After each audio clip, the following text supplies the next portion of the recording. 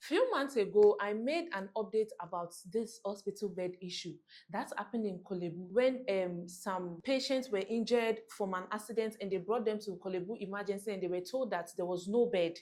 And another same event happened at Ridge Hospital.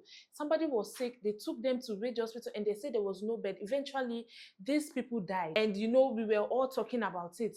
Bed, oh, bed in the hospital, oh, bed in the hospital, oh. But we heard the Minister of Health is doing something about it. And this topic was even taken to the parliament to the extent that our leaders said, if you are sick and you go to the hospital and you are told there's no bed, don't go anywhere. Because the doctors and nurses are responsible for taking care of you. Your taxes is what they are being used to pay them. And tell me why this has happened again in Kolebu again. Now, why this topic is coming up again is because Miss Bell, a Ghanaian musician's sister, died in the hospital due to lack of bed in the hospital. And she's calling on the government, saying that the government is at fault, that there is no bed in the hospital.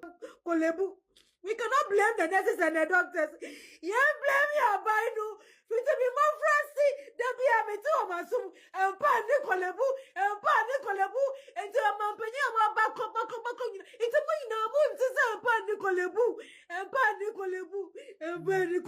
Every day, people will be here, and Pani Kolebu. Now, is it really the government or is the doctors and the nurses? Now, the question is, since our leaders discussed this issue in parliament, it means that something is done about it or something is yet to be done about it. So if something is done about it, it means that, do we have bed in the hospital? That's the question. Do we have the bed? Number two, is it that the bed was provided by the leaders, but the nurses and doctors decided not to care for the patient? And the third question too is it that we have the bed, but we don't have enough nurses and doctors to accommodate this patient? Because I heard sometimes some hospitals, they have 100 beds, which means that they receive 100 patients. So in other words, if they have 100 patients, it means that any patient that is coming in won't be taken care of. So is it that we don't have enough nurses? If this thing keep repeating, people will continue dying. And if the Minister of Health don't do anything about it, the thing will just start escalating. It will continue, and nothing will be done about it. So I am glad a Ghanaian musician is voicing out, because if it doesn't happen to you, you won't care until it happens to you. Now let's move on to the next story. Another exciting story.